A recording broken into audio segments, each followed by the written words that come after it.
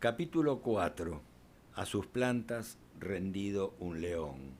Esto está también tomado de la letra escrita por Vicente López y Planes para nuestro himno nacional que habitualmente no se canta. Vamos advirtiendo que la época colonial está atravesada por contradicciones, debates, luchas y alineamientos, y que esa fragua gestó culturas e ideas propias, clases y grupos étnicos vencedores y vencidos, en un proceso que no se detendrá en la revolución, sino que con esta entrará en una nueva etapa. Hablar de hispano-criollo implica incluir como polos contradictorios lo hispano y lo criollo. Como sucede siempre, esa relación no es inmutable o eterna. El tiempo y todo aquello que durante él acaece va cambiando los términos de la contradicción.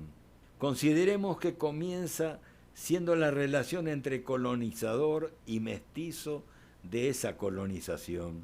El mestizaje está mediado por la doble violencia que implica la conquista territorial, militar, religiosa, por un lado, y el mismo carácter original de esa relación humana, donde criollo es el nacido de padre conquistador y mujer conquistada, violencia mediante.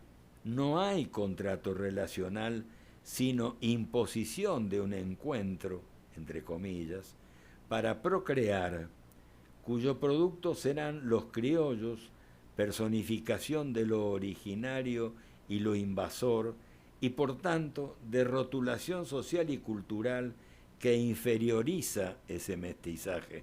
Lo hispano-criollo tiene esa matriz que le es proporcionada por el carácter colonial de la sociedad en desarrollo. Con el correr del tiempo, esas desigualdades modifican los términos relacionales y aparecen ideas, hechos, historias, creencias, reivindicaciones, organizaciones cada vez más diferenciados. La progresiva presencia de otros actores externos contribuye a tensar más la polarización. A ello se suma que en lo criollo hay un afluente indígena, víctima de la colonización violenta, y también un afluente afro que proviene de la esclavitud. No es de extrañar que la revolución se refiera luego a la esclavitud y al sometimiento indígena como parte de la injusticia que el cambio viene a remediar. Así lo criollo, lo mestizo, lo indígena, lo afro, se entrecruzan en un sistema de opresión colonial que paulatinamente se transforma en el gran opresor colectivo, hasta que lo nuevo se impone sobre lo viejo, llevando consigo incrustaciones del pasado, donde lo hispano a su vez también se transforma y entra en crisis. Como dice Belgrano en su autobiografía, hasta Álzaga, representante típico del poder hispano-colonial más reaccionario, impulsará la expulsión del virrey en 1810 para ser ahorcado 2 años después por contrarrevolucionario. Poco a poco, lo hispano-colonial y lo hispano-criollo se van diferenciando en el Río de la Plata, donde progresivamente lo criollo americano avanza y establece otras relaciones de poder. Sin duda que la presencia creciente de nuevas fuerzas contribuye a esa tensión. Ingleses, franceses, holandeses, portugueses, norteamericanos, advierten los cambios de situación y aspiran a suplantar a España en su dominación colonial. De tal modo, la contradicción política, social, cultural, cambia muy rápidamente al compás de los veloces giros geopolíticos mundiales. Y será un patriota criollo el que dará cuenta de cómo se resolvió en nuestra patria esa contradicción de 3 siglos. Así dirá Vicente López y Planes en la letra de nuestro himno: a sus plantas rendido un león. Es el mismo poeta patrio que ya había cantado la victoria contra los ingleses en 1806-1807 en su Triunfo Argentino, crónica versificada donde se registra el conflicto entre las formas neoclásicas europeístas del verso y el asunto local patriótico que él mismo relata. Años más tarde, pero con textos que siguen reflejando la contradicción entre las tradiciones literarias coloniales y el texto revolucionario anticolonial, se publicará nuestra primera antología poética, La Lira Argentina, en 1824, en la que Juan Ramón Rojas, Esteban de Luca, Fray Cayetano Rodríguez, Crisóstomo Lafinur cantan triunfos emancipadores como la toma de Montevideo, la batalla de Maipú o la muerte de próceres como Belgrano. Parte de la lucha abierta por las potencias neocolonialistas fue atacar la historia nacional, su folclore, sus idiomas, sus religiones, todo lo cual configura nuestra identidad nacional.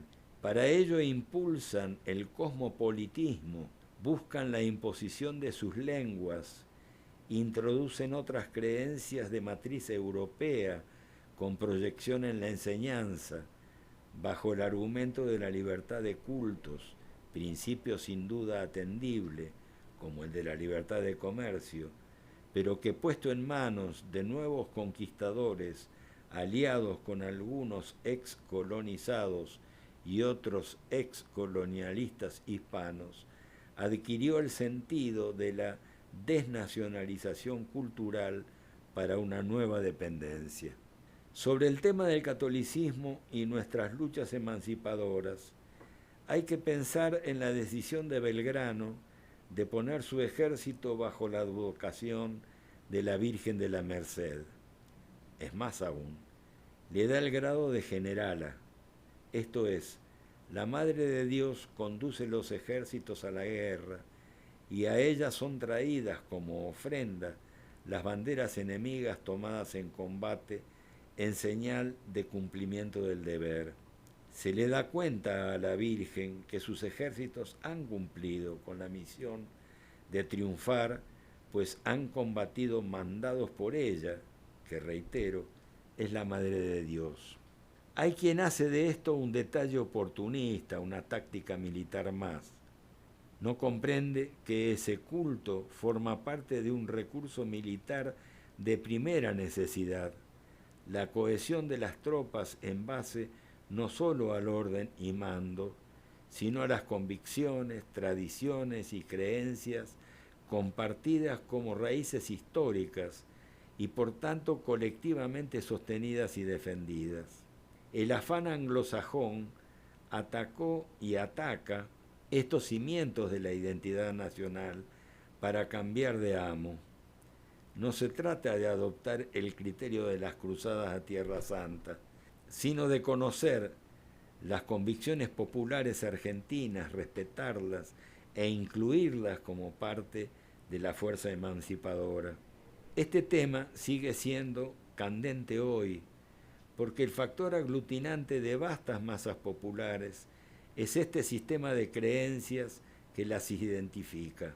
Quizá pueda pensarse que se trata del culto de provincias, entre comillas, atrasadas. Pero cuando se ve la masividad de las festividades de San Cayetano en la capital federal o de la Virgen del Luján en Buenos Aires, se advierte que se trata de un tema no solo religioso, sino también histórico, cultural, cuya comprensión posibilitó la cohesión de nuestros ejércitos patrios, como también sucedió en la recuperación de nuestras Islas Malvinas, donde el culto católico proporcionó un factor de sustento al espíritu de cuerpo indispensable en la batalla. De la misma manera, suele presentarse como un consejo, entre comillas, pícaro, el que Manuel Joaquín del Corazón de Jesús Belgrano le habría dado a San Martín en 1814 respecto de cuidar y respetar los sentimientos religiosos de la población y de sus tropas, como si aquel, San Martín, por conveniencia táctica hubiera adoptado esa postura. Era lo que Belgrano sentía y actuaba, pero a la vez San Martín no venía de la nada. Desde los 8 años estaba en el ejército español, había combatido contra los infieles moros, contra los protestantes anglosajones y los ateos franceses, como miembro de un ejército español católico, tratando de recuperar un país de católicos que lucharon a brazo partido por su tierra, también católica. No hay que olvidar que los primeros 8 años de la vida de San Martín transcurrieron en Yapeyú, donde su padre era gobernador en la capital de las misiones jesuíticas. Y es el propio gran capitán el que antes del cruce cordillerano elige a la Virgen del Carmen como patrona y generala de sus ejércitos. Con ella va a la guerra. A esto también se refirió en 1909 Ricardo Rojas cuando escribió La Restauración Nacionalista. Dice Ricardo Rojas, carecemos de ambiente histórico. Para restaurarlo necesitamos restaurar previamente nuestras fuentes históricas. El autor había sido enviado por el gobierno nacional para estudiar en Europa las distintas reformas educativas en curso. A su regreso produjo un informe del cual surge este libro, en el que se plantea una modificación total para nuestros planes de enseñanza en todas las materias y métodos, ajustándose a un principio básico, el conocimiento serio y continuo de la historia argentina como eje orientador de la enseñanza en todos sus niveles. Dice Rojas, tratándose de la propia tradición nacional, nosotros necesitaremos, ante todo, restaurar y preservar las fuentes de nuestra historia. Y continuará, necesitaremos también restaurar a nuestro rico folclore, provincia por provincia, comarca por comarca. Músicos, pintores, poetas, todos podrán contribuir en ella, siendo el folclore la tradición oral y figurada, su importancia didáctica será grande por la utilización que se hace de sus elementos en la enseñanza.